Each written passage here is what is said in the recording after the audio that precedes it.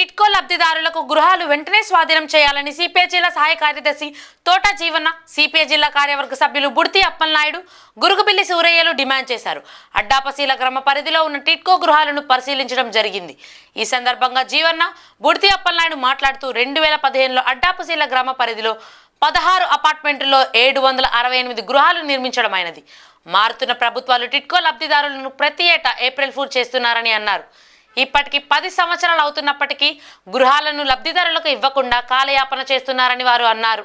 లబ్ధిదారుల దగ్గర 40,000 రూపాయలు చొప్పున వసూలు చేసి మేము టిట్కో ఇల్లు అనేవి ఇస్తాం, మీ లబ్ధిదారులకి పేదలకి మేము అందుబాటులో ఉంటాం, నీకు నివాస గృహాలు కల్పిస్తామని చెప్పి ఆనాడు టీడీపీ ప్రభుత్వం లబ్ధిదారులను సెలక్షన్ చేసి లబ్ధిదారుల నుంచి 40,000 రూపాయలు వసూలు చేసి ఇక్కడ గృహాలు కట్టడం జరిగింది.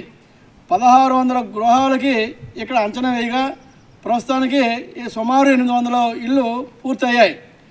ఆ పూర్తయిన ప్రాతిపదిక గత 10 ఏళ్ళుగా అలాగే వస్తున్నాయి.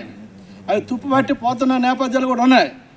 కోట్ల రూపాయలు విలువైనటువంటి మరి ఈ కట్టడాలు శిథిలావస్థ చేరుకోక ముందే ఏదైతే లబ్ధిదారులు పార్వతీపురం పట్టణంలో ఇప్పుడు జిల్లా హెడ్ క్వార్టర్ అయి ఉంది, అక్కడ పేదరికంతో కూడుకుంటూ ఉన్నారో వాళ్ళు పైసా కష్టపడి కూడేసి 40,000 రూపాయలు చొప్పున ఇస్తే ఈ రోజుకి అతి లేదు గతి లేదు.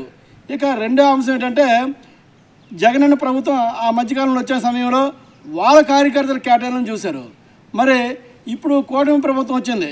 నిజంగా ఎన్నికల ముందు మీరు చెప్పిన మాటకి కట్టుబడి ఉన్న వాళ్ళైతే తక్షణమే ఇప్పుడు ఏ మేరకైతే కట్టడాలు పూర్తయ్యాయో ఆ మేరకు ఆ లబ్ధిదారులకు తక్షణమే ఈ గృహాలు కేటాయించి నివాస యోగ్యం కల్పించాలని చెప్పేసి సిపిఐ పార్టీ తరఫున ఈరోజు మేము పరిశీలన చేయడానికి ఈ గృహాలను వచ్చాం.